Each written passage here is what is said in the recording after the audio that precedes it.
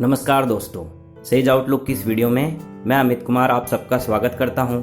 7 प्रकार के शरीर, उनकी यात्रा और स्वप्न सीरीज के पार्ट 1, पार्ट 2 और पार्ट 3 में हम 5 प्रकार के शरीरों के बारे में चर्चा कर चुके हैं। आज की इस वीडियो में हम छठे शरीर अर्थात ब्रह्म शरीर के बारे में बात करेंगे। छठे शरीर अर्थात ब्रह्म शरीर पर पहुंचने पर ब्रह्मांडीय विस्तार या कॉस्मिक एक्सपेंशन की अनुभूति होती है। यहाँ कोई विभाजन नहीं होता, अर्थात यहाँ मैं और दूसरे में कोई विभाजन नहीं होता। यहाँ व्यक्ति ब्रह्मांडीय विस्तार में विसर्जित या खोया हुआ महसूस करता है।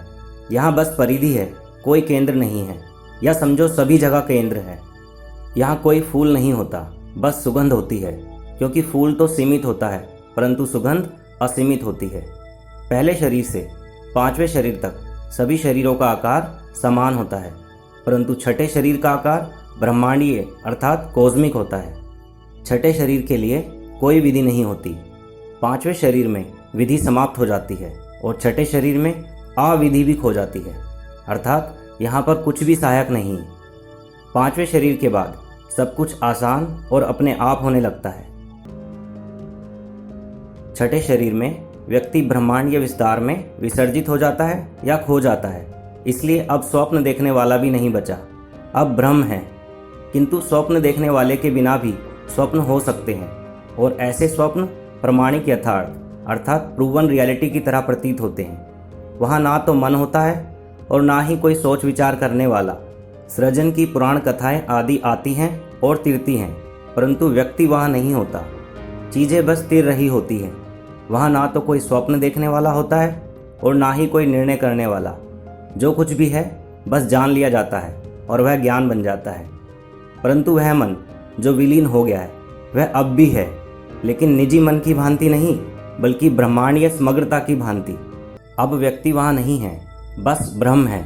इसलिए ऐसा भी कहा जाता है कि यह संसार ब्रह्म या कॉस्मोस का स्वप्न है, और यह सारा संसार, यह सारा ब्रह्मांड स्वप्न है, माया है। लेकिन यह व्यक्तिगत या इंडिविजुअल स्वप्न नहीं है, बल्कि समग्र या टोटैलिटी का स्वप्न है। ब्रह्म शरीर ब्रह्मांड के स्वप्न देखता है। यहाँ ना तो चेतना के स्वप्न होते हैं और ना ही इंसानों आदि के। यहाँ खोजी चेतना का अतिक्रमण कर जाता है, अर्थात वह कॉन्शसनेस से भी आगे निकल जाता है या उसे पार कर लेता है। परंतु ऐसा नहीं है कि यहाँ खोजी अचेतन हो जाता है, बल्कि यहाँ हर चीज़ जीवित और चेतन होती है। यहाँ पदार्थ भी चेतन होता है। यहाँ खोजी समय और आकाश अर्थात टाइम एंड स्पेस को पार कर लेता है। छठे शरीर के स्वप्नों में ब्रह्मांड के सत्यों का साक्षात होता है। यहाँ ब्रह्म और माया के सिद्धांत, अद्वैतवाद और अनंत की अवधारणाओं का साक्षात होता है। ब्रह्मांडीय आयाम के स्वप्न देखने वाले व्यक्तियों ने महान व्यवस्थाओं की रचना की है।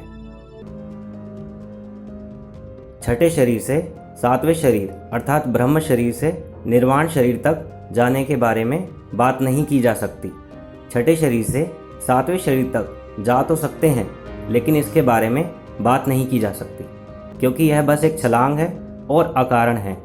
ऐसा महसूस होगा जैसे कुछ था और अब नहीं बचा है और कुछ नया आ गया है, परंतु दोनों के बीच में कोई संबंध नहीं है। छठे शरीर में चाहे कोई व्यक्ति कुछ करे या ना करे, परंतु एक सातत्य अर्थात कॉन्टिन्यूटी है, और यह सातत्य बना रहता है। परंतु 7वें शरीर में पहुंचते ही कोई सातत्य या कॉन्टिन्यूटी नहीं है। अस्तित्व से अनस्तित्व में सातत्य होने की कोई संभावना नहीं है।